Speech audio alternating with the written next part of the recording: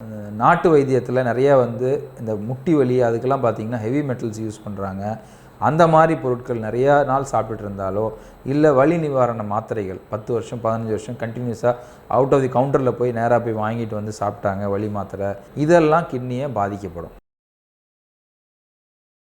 சிறுநீரக கோளாறு அப்படின்னு பார்த்திங்கன்னா அதை வந்து 2 வகையில் கிளாஸிஃபை பண்ணலாம். ஒன்று வந்து அக்யூட் ஃபெயிலியர், அதாவது திடீர்னு வர்றது, ஆனால் வந்து டெம்ப்ரவரியாக இருக்கும்.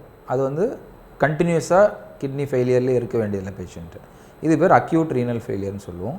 இன்னொன்று வந்து கிரானிக் ரீனல் ஃபெயிலியர். நாளடைவில் அது வந்து பழுதடைஞ்சு அது வந்து கிட்னி சுருங்கி டோட்டலாகவே செயல் இழந்துடும். அது வந்து ரிவர்சிபிளாக இருக்காது, அது பெர்மனன்ட் கிட்னி டேமேஜ். இந்த 2 வகையாக வந்து அதை பிரிக்கலாம். யூஸ்வலாக சின்ன குழந்தைங்களுக்கு இந்த அக்யூட் ரீனல் ஃபெயிலியர் வரும்.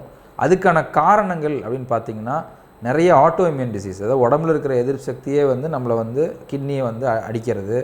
அதுபோக சில மெடிசின்ஸ் எடுத்தால் அந்த மாதிரி இருக்கும். அப்புறம் இந்த நாட்டு வைத்தியத்தில் நிறையா வந்து இந்த முட்டி வலி அதுக்கெல்லாம் பார்த்திங்கன்னா ஹெவி மெட்டல்ஸ் யூஸ் பண்ணுறாங்க. அந்த மாதிரி பொருட்கள் நிறையா நாள் சாப்பிட்டுட்டு இருந்தாலோ, இல்லை வலி நிவாரண மாத்திரைகள் 10 வருஷம் 15 வருஷம் கண்டினியூஸாக அவுட் ஆஃப் தி கவுண்டரில் போய் நேராக போய் வாங்கிட்டு வந்து சாப்பிட்டாங்க வலி மாத்திரை, இதெல்லாம் வந்து மிஸ்யூஸ் ஆகும்போது இதெல்லாம் கிட்னியை பாதிக்கப்படும்.